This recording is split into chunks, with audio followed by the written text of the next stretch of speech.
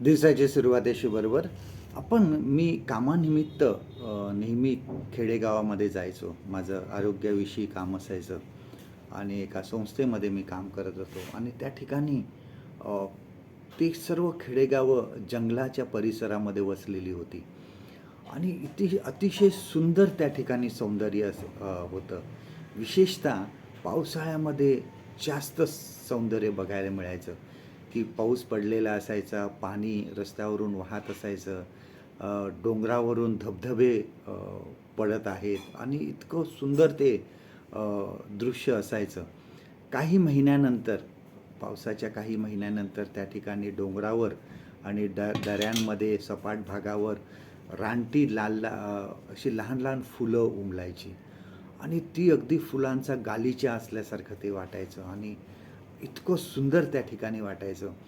आमची एक महिला अधिकारी होती, ती बाहेरून आली होती आणि तिला घेऊन मी त्या खेडेगावामध्ये गेलो असताना तिने मध्येच गाडी थांबवायला सांगितली.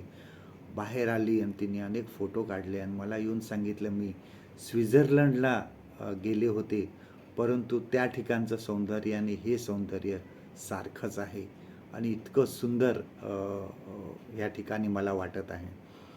त्या ठिकाणी मी विचार करत होतो की देवाने किती सुंदर जग बनवलेलं आहे, किती सुंदर त्या ठिकाणी सृष्टी निर्माण केलेली आहे देवाने.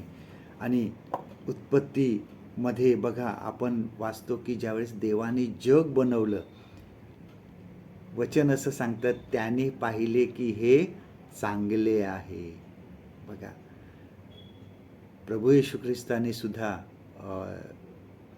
सांगितलेलं आहे की बघा, रानातील भूकंबळे बघा कशी वाढतात ती, परंतु शल्मोन देखील त्यांच्यासारखा कधी सजला नव्हता. म्हणजे किती सौंदर्य देवाने ह्या सृष्टीमध्ये टाकलेलं आहे. बघा, देवाच्या निर्मितीला तोड नाही.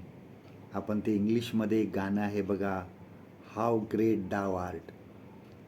किती सुंदर देवाने जग बनवलेलं आहे, पण त्यापेक्षाही सुंदर स्वर्ग आहे. आम्ही ज्या ठिकाणी सर्वजण जाणार आहोत, देवाबरोबर राहणार आहोत, ते ह्यापेक्षा खूप सुंदर आहे. प्रभू येशू ख्रिस्त म्हणाला, मी तुमच्यासाठी जागा तयार करायला जातो आणि परत येईन, त्यावेळेस मी तुम्हाला घेऊन जाईन.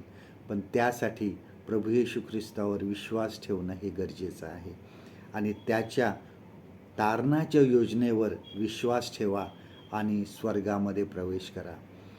जे कोणी आपले हृदय देवाजवळ उघडतो, देव त्यांच्यासाठी स्वर्गाचं दार उघडतो.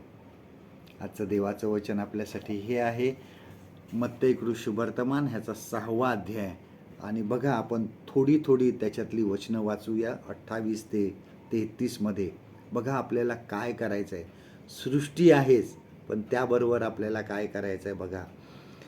रानातील भूकमळे कशी वाढतात हे लक्षात आणा.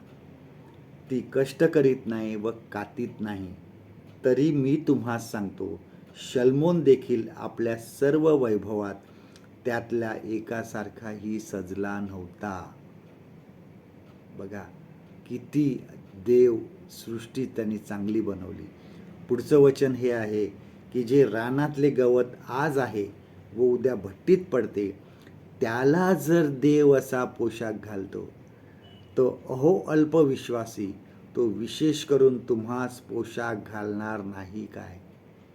आणि मग आम्हाला काय करायचं आहे? स्वर्गाच्या राज्यात प्रवेश करायचा आहे.